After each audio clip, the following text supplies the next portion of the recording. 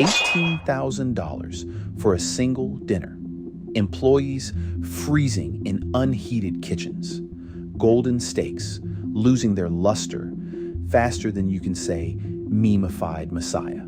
The once mighty saltbae has gone from sprinkling salt to sprinkling scandals. Today, we're peeling back the gold leaf to expose how a viral sensation became a cautionary tale of excess ego and lawsuits. Grab your forks, it's time to dig in. Welcome to Kaleidoscope Crimes, where we shift the lens on internet chaos and piece together the stories that glitter but aren't always gold. I'm KC, turning chaos into clarity, one scandal at a time. Don't forget to hit that like button before your steak gets cold, and subscribe so you won't miss the next course of online intrigue. Chapter 1, a recipe for viral fame. It all began with a sprinkle. Back in 2017, Nusret Gökçe, better known as saltbae, became a meme-tastic sensation with his theatrical salt sprinkling. His signature move catapulted him to worldwide fame, bringing celebrities to his restaurants faster than a Gordon Ramsay insult. But memes can only season your success for so long. Behind the Instagram perfect steaks lay cracks in the empire hidden under layers of gold leaf. Imagine trying to butter your bread with a gold brick. Flashy, sure, but not exactly practical. His viral fame. It was like seasoning a bad dish, momentarily distracting, but ultimately hollow. If you chase glitter without substance, you're left holding an empty plate. Now, this is awesome. After the Venezuelan president then explained that saltbae had personally invited him to the restaurant, protests broke out in front of saltbae's Miami restaurant. Oh my God. With one sign reading, "Did you know, saltbae, that in the time it took you to wine and dine dictator Maduro with your bloody meat, at least one Venezuelan child died of extreme malnutrition?" I didn't even know, but I think this must have happened after I made my video. Or maybe it didn't because it was the World Cup stuff. I don't know. This is crazy. However, this might not have even been saltbae's biggest controversy for the month. Only 8 days after these protests, a new article was posted reading, 4 tourists are set on fire at Instagram star saltbae's Istanbul restaurant, which had happened as a result of a fire show gone wrong. Hopefully they're all right. One of the tourists who'd been set on fire was a Czechoslovakian YouTuber and model named Tinus Tresnikova, who suffered burns to more than 35% of her body and can be seen with slight but visible burn scars on her Instagram even till this day. Oh my God, I just laughed at Chapter 2, the price of gold-crusted ego.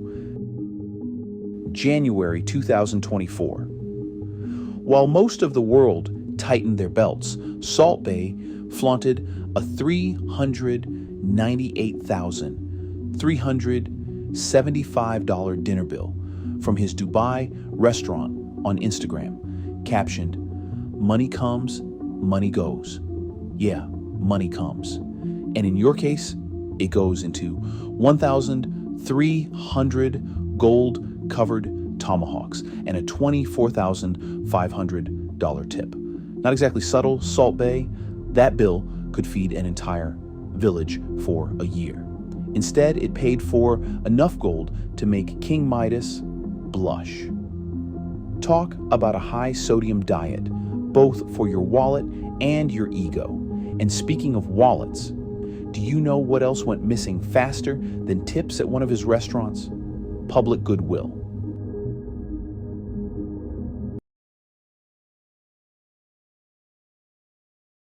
that. I feel like a fucking asshole. I thought it was just like they lightly caught a flame. I didn't realize it was like irreparable damage. Jesus Christ. That's fucking terrible. I do remember that from researching that video. That was terrible, dude. What a goober saltbae is. What a fucking, I don't know. The whole thing, the whole like show around food, the focus on the novelty versus the actual quality of the food just doesn't make any sense to me at all. It just feels sick. It feels sickening and evil and like the result of a fat, overly confident civilization. Saltbae and Kim Kardashian. An article posted a year after the incident stated that Tynes had received no compensation for the mistake and that the restaurant had instead destroyed all evidence related to the incident. Saltbae did eventually pay out $230,000 in compensation, although not to Tynes for permanently altering her appearance, but rather to 4 mistreated employees in Saltbae's next big controversy. Chapter 3. The meat of the matter. Worker allegations.